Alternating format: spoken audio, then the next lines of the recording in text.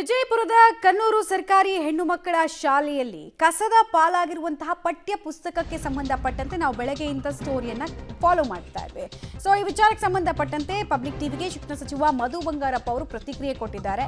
ಈ ರೀತಿ ಮಾಡಿರೋ ತಪ್ಪು ನನ್ನ ಗಮನಕ್ಕೆ ಇದು ಬಂದಿರಲಿಲ್ಲ. ವಿಜಯಪುರದ ಅಧಿಕಾರಿಗಳ ಜೊತೆಗೆ ಮಾತನಾಡಿ ಕಠಿಣ ಕ್ರಮವನ್ನ ಕೈಗೊಳ್ತೀವಿ ಅಂತ ಭರವಸೆಯನ್ನ ಕೊಡ್ತಾ ಇದ್ದಾರೆ. ಸರ್ಕಾರಕ್ಕೆ ಹಣ ಕೊಟ್ಟು ಪುಸ್ತಕವನ್ನು ನಾವು ಖರೀದಿ ಮಾಡಿರ್ತೀವಿ, ಯಾರೂ ಈ ರೀತಿ ಮಾಡಬಾರ್ದು, ಈ ರೀತಿ ಮಾಡಿದ್ದಾರೆ ಅಂತ ಹೇಳಿದ್ರೆ ಯಾರೋ ತಲೆಹರಟೆಗಳೇ ಆಗಿರ್ತಾರೆ.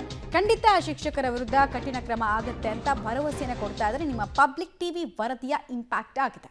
ಗೊತ್ತಿಲ್ಲ, ಇದ್ರ ಬಗ್ಗೆ ವೈಯಕ್ತಿಕವಾಗಿ ನೀವು ಹೇಳಿದ ಮೇಲೆ ಗೊತ್ತಾಗ್ತಾ ಇದೆ. ನಾನು ವಿಜಯಪುರ DDPI ಅವ್ರಿಗೆ ಮತ್ತು BO ಅವ್ರಿಗೆ ಹೇಳಿಬಿಟ್ಟು ಹೋಗಿ ಸ್ಪಾಟ್ ವಿಸಿಟ್ ಮಾಡಿ ಈ ಥರ ನಾಟ್ ಅಲೌಡ್. ಗೌರ್ಮೆಂಟ್ ಅವ್ರಿಗೆ ಟ್ಯಾಕ್ಸ್ ಕಟ್ಟಿಬಿಟ್ಟು ಅದು ಹಣದಿಂದ ನಾವು ಮಕ್ಕಳಿಗೆ ಬುಕ್ಸ್ ಕೊಟ್ಟಿರ್ತೀವಿ.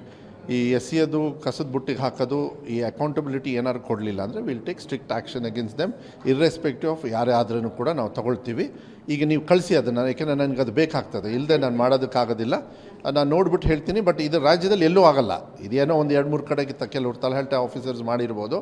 ಬಟ್ ನಮ್ಮ ಇಲಾಖೆಯವರು ಎಕ್ಸೆಸ್ ಬುಕ್ ಉಳಿದ್ರೆ ಅದನ್ನು ಯೂಶಲಿ ವಾಪಸ್ಸು ಅಲ್ಲಿ ಕನ್ಸರ್ನ್ಡ್ ಹೆಡ್ಡಿಗೆ ಕೊಡ್ತಕ್ಕಂಥದ್ದು ಅಭ್ಯಾಸ ಇಟ್ಕೊಂಡಿದ್ದಾರೆ.